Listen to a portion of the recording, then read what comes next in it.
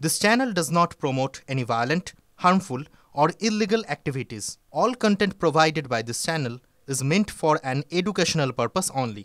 Top quality और consistent performance के लिए सिर्फ सिल्वर पंप्स नाम याद रखना। গোসাবার পাঠানখালী পঞ্চায়েত প্রধানকে চিঠি কলকাতা পুলিশের ভুয়ো বার্থ সার্টিফিকেট বাতিল করার আবেদন জানিয়ে পুলিশের চিঠি। আমাদের সঙ্গে রয়েছেন আমাদের প্রতিনিধি সুপ্রিয় রয়েছেন। সুপ্রিয়, মূলত এই চিঠিতে কি কোন কোন বিষয়টা উল্লেখ করা হয়েছে? তোমাকে প্রথমেই যেটা বলবো যে পাসপোর্ট তৈরির ক্ষেত্রে ব্যবহৃত ভুয়ো জন্ম শংসাপত্রের তদন্তে নেমে ইতিমধ্যেই কলকাতা পুলিশের সিকিউরিটি কন্ট্রোল অর্গানাইজেশন গৌতম সর্দারকে গ্রেফতার করেছে এবং যেটা জানতে পেরেছে যে গোসাবার পাঠানখালী পঞ্চায়েত থেকেই এখনো পর্যন্ত প্রায় 3,500 ভুয়ো জন্ম শংসাপত্র ইস্যু হয়েছে। কিন্তু এই যে জন্ম শংসাপত্রগুলো এগুলো কিন্তু সরকারি পোর্টালে তার অস্তিত্ব রয়েছে, কিন্তু খাতায় কলমে অর্থাৎ পঞ্চায়েত অফিসে এর কোনো নথি নেই।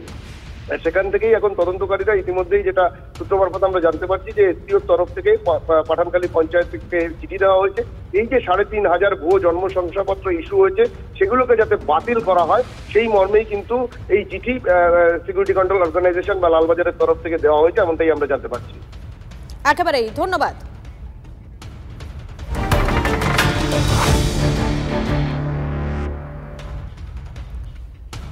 অপরদিকে বাঁকুড়ায় বিজেপি সাংগঠনিক জেলা কার্যালয়ে তালা ভেঙে ঢুকে ভাঙচুরের অভিযোগ পুলিশের বিরুদ্ধে। প্রতিবাদে বিক্ষোভ বিজেপি নেতাকর্মীদের। আজ বাঁকুড়া শহরে বড়সড় আন্দোলনের ডাক দিয়েছে বিজেপি। বাঁকুড়া সদর থানা এবং খাতড়া থানায় পুলিশ ভাঙচুর চালিয়েছে বলে অভিযোগ এবং বাঁকুড়ার পুলিশ সুপার বৈভব তিওয়ারি জানিয়েছেন খাতড়ার জ্যোৎস্নামান্ডির স্বামী তুহিনের উপর হামলা এবং মারধরের ঘটনায় বেশ কয়েকজন অভিযুক্ত বাঁকুড়ার বিজেপি কার্যালয়ে আত্মগোপন করে আছে বলে খবর ছিল। তাদের গ্রেফতার করতে যাওয়া হয়। দলীয় কার্যালয়ে দরজায় থাকা তালা ভেঙে পুলিশ ভেতরে ঢোকে, কিন্তু ভাঙচুর করা হয়নি বলে দাবি পুলিশের। দেখুন, আমাদের এই মন্দির সময় পার্টি অফিস ঢুকেই ওরা রাত্রিবেলায় কোনো ইনফরমেশন না দিয়ে কাউকেই জানায়নি। মাঝ রাতের দল বল নিয়ে পুলিশের বাহিনী এসে এই আমাদের এখানে সামনের গেটের তালা ভেঙে দেয়। তালা ভেঙে ভিতরে ঢুকে ভিতরের গেটটাও ভাঙার চেষ্টা করে। এই যে অন্যায় কাজগুলো পুলিশ দলদাস পুলিশ করছে এটা কিন্তু ঠিক করছে না।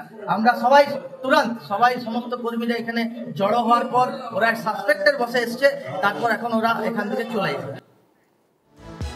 এবারে তৃণমূলের বিরুদ্ধে জমি বাড়ি দখলের অভিযোগ। কাঠগড়ায় কাকদ্বীপের বুধাখালী গ্রাম পঞ্চায়েতের তৃণমূল প্রধান এবং অঞ্চল সভাপতি।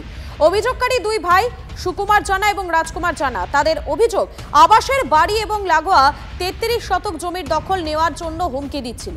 অবশেষে দলের পতাকা লাগিয়ে জমির দখল নেয় এবং গ্রাম পঞ্চায়েত প্রধানের বানেশ্বর দাস এবং দলের অঞ্চল সভাপতি বাবলু প্রধানের বিরুদ্ধে অভিযোগ। অভিযুক্তরা সরকারি জমি বিক্রি সহ বেআইনি কাজের সঙ্গে যুক্ত বলে দাবি। সরব বিজেপি এবং অভিযোগ অস্বীকার করেছে প্রধান এবং অঞ্চল সভাপতি।